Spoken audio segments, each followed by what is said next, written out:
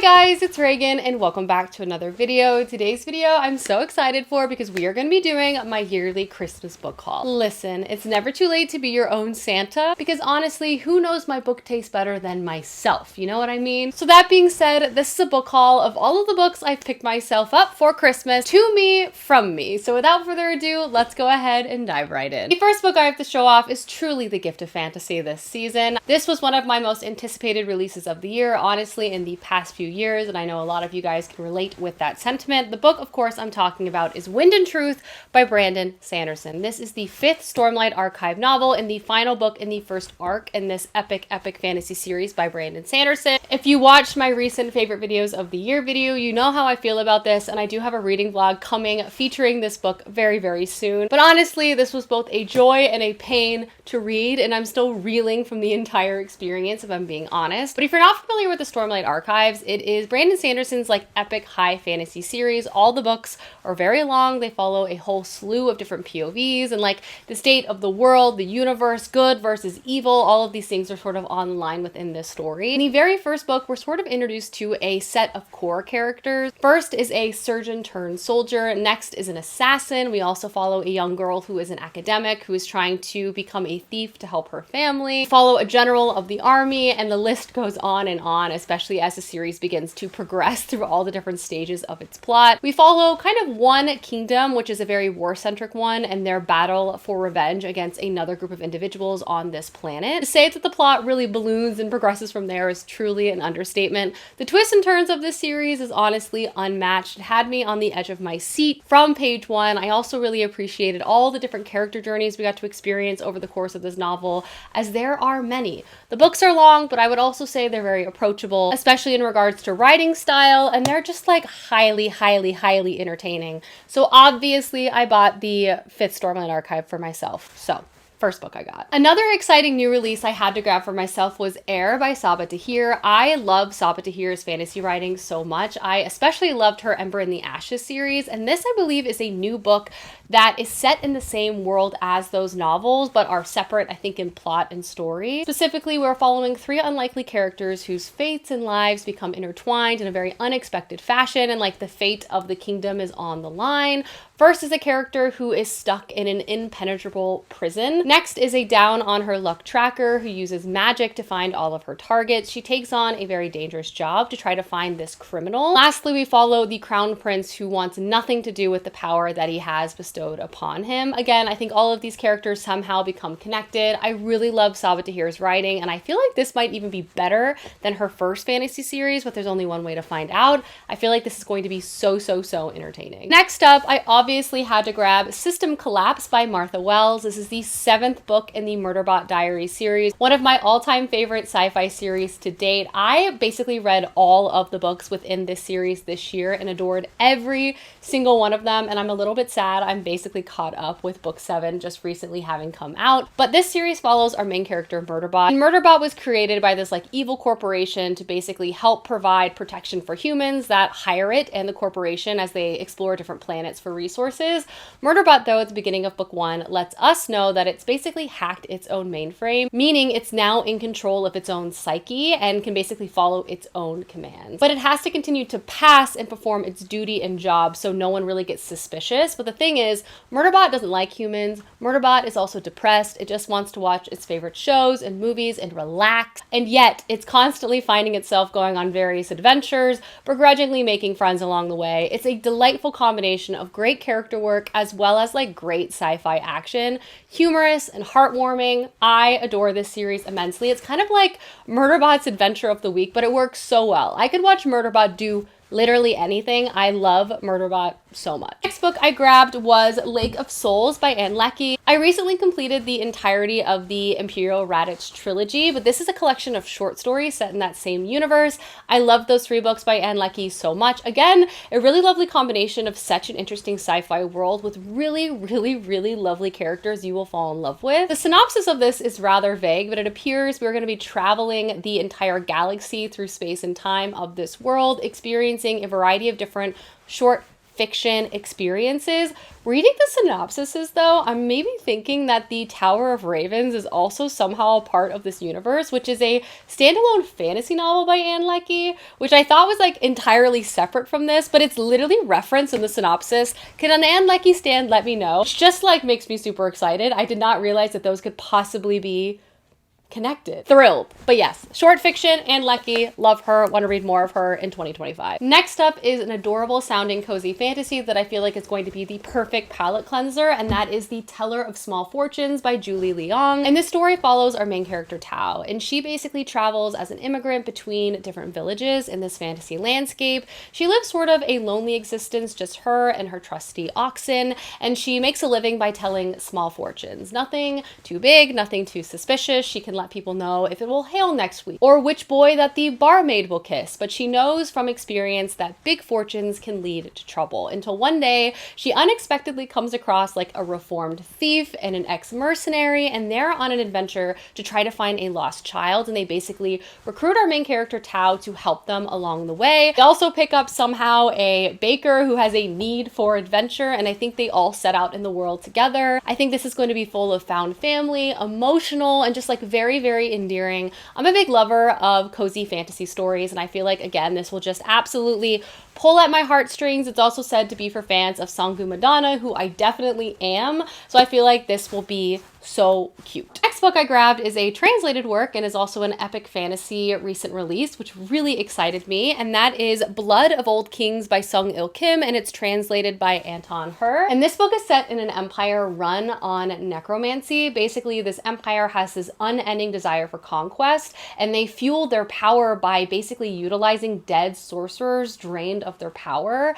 And in this book, we're following 3 specific characters, all sort of wronged by the empire in different ways. First is a character who has magic herself and knows that she is destined for this terrible fate, until one day she begins to hear the voice of a dead sorcerer in her mind. We also follow a widowed swordsman who kneels in front of a captured dragon the first time in decades. And lastly, we follow a character in the imperial capital who is known to get things done, until one day he finds his best friend and mentor dead, sort of changing his life forever. This book sounds so good. The reviews also really, really captured my attention. I'm also just trying to read more translated work, especially in 2025, so I saw this and immediately wanted to add it to my shelf. The next book I grabbed for myself was a huge release from this past year, and honestly, I've actually never read a book by this author, which I feel like definitely needs to change next year. I feel like Clay and I both want to read books by her. The book I'm talking about is Intermezzo by Sally Rooney, the very beloved, very viral Sally Rooney. I've never read a book or watched any shows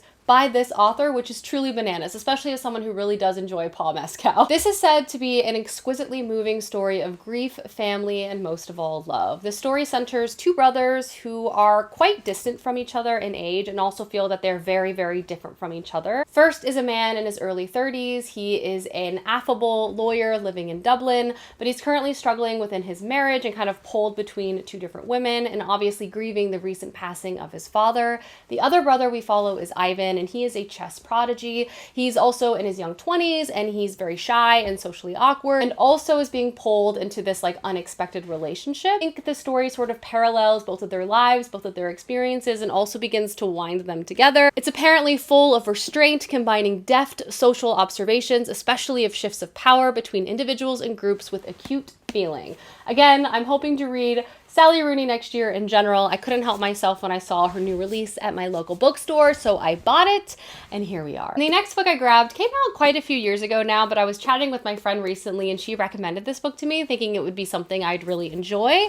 That book is The Book of Longings by Sue Monk Kidd. This book is actually set in the 1st century and follows a young woman who basically works to find her voice and her destiny. This is also said to be a bold reimagining of history. In it, we follow a main character, Anna, who has a rebellious but very gifted spirit. She works secretly to write the stories of women who've sort of been lost or silenced through time. She's raised, though, in a very wealthy family who really only has expectations for her to marry another powerful individual, though she chafes at these expectations, and after a run-in with a young Jesus, her life sort of changes forever. From there, we see her sort of enter this new household and again begin to make decisions and choices for herself. This is said to be grounded in meticulous research. The Book of Longings is an unforgettable incredible account of one woman's fierce struggle to realize her passion and potential. It is a novel of astonishing emotional power. Honestly, this really feels like something I would enjoy immensely. I love reimagining of historical elements, and I also feel like this is going to be really, really lyrical and, again, emotional, as the synopsis sort of calls it out to be. Next book I picked up absolutely sold me after I read the synopsis, and that is The Echo Wife by Sarah Gailey.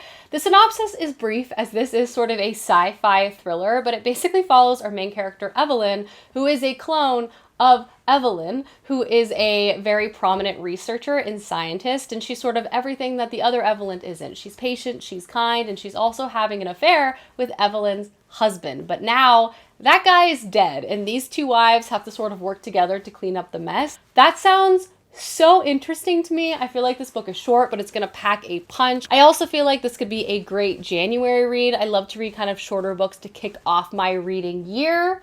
I can't wait to read this. I feel like a lot of people have read and loved this, and I'm kind of behind, but I finally grabbed it for myself. The next book is a romantasy story that has positive reviews on Goodreads in my never-ending quest to find romantasy novels I actually enjoy. This is Servant of Earth by Sarah Howley. This seemed like a positive decision for me for a variety of reasons. One, this is a fae-centered romantasy story, and I love fae-centric stories. I love books set in the fae realm. I love fae love interests. I find them fickle and flighty. I feel like there's a dark whimsy to these types of settings that I personally really enjoy. The setup sounds fun, if not conventional, but that doesn't mean it can't be entertaining. It follows our main character, Kenna, who basically is kind of an outcast in her own village, and she's always considered as like half feral, but now she's been kidnapped to the fae realm, forced to work in servitude to a fae, and she's basically hidden there as a servant, and the only way for her to gain her freedom is to help her mistress basically win this set of trials to become the new ruler of like the earth realm. The only thing she has to help her is this mysterious sentient dagger, and so begins Kenna's quest to try to like stay alive. Trial element, fae world. I'm hoping this is fun and entertaining. I don't need it to be perfect. I just want to have a good time, she says for the millionth time. But again, you know what? We'll find out for ourselves. Wish me luck on this one. The next book I have to show off, I'm honestly so shocked I didn't even realize it released. It's actually a sequel to a sci-fi book I read a few years ago and truly loved so much. That book is Those Beyond the Walls by Micaiah Johnson, who also wrote The Space Between Worlds, which is such a good like sci-fi thriller story. This book is set in a world that might be familiar to us if you've read the first novel, but it's set in kind of this post-apocalyptic sci-fi landscape and is also a tale of two cities. In this place, there are two cities. First is Ashtown, which is a rough and tumble desert landscape where the people who live there sort of make the rules, and it can be a difficult place to live, particularly when it comes to finding resources. Alongside them, there's also Wiley City, which is a very profitable, rich, futuristic, like science-focused place, and they would truly do anything to make sure Ashtown does not exist. In this book, we're introduced to our main character, who is a very talented mechanic in Ashtown and is also a very exceptional fighter. And at the beginning of the story, she begins to investigate a series of murders that is plaguing her community, but as the bodies begin to increase in number, with no murderer in sight, she turns to a very unlikely individual to help her, a scientist from Wiley City. Again, I really love Micaiah Johnson's writing immensely. She has fantastic characters and such riveting plot lines. I feel like this book is going to be excellent, and I hope to read it soon. And then the last book I have to show off is actually a book that Clay picked out for me recently in our book haul exchange that we did a few weeks ago. And the book is Rivers of London. I am a sucker for any type of detective story, particularly one set in London. I feel like Sherlock Holmes really impacted my life at an early age. This one sounds especially fun because it involves magic. This story introduces us to our main character, who's just a regular detective working in London until one day he witnesses a magical attack, resulting in his life changing forever. Now he finds himself as an apprentice to a wizard, the first in like decades, and he basically has to go around London solving various magical crimes. I love like mystery of the week setups. I love like rompy, funny, kind of detective-oriented stories. I'm hoping this has a great balance of humor and characters and obviously mystery and just like fun new angles to explore throughout the city of London. It's also a series, so if I love the first one, I can continue on as well, which I always enjoy. Alrighty guys, those are all the books I picked up for myself this Christmas. Please let me know down below some books you've picked up recently, as I would love to know. And I will see you guys soon with another video soon. Goodbye!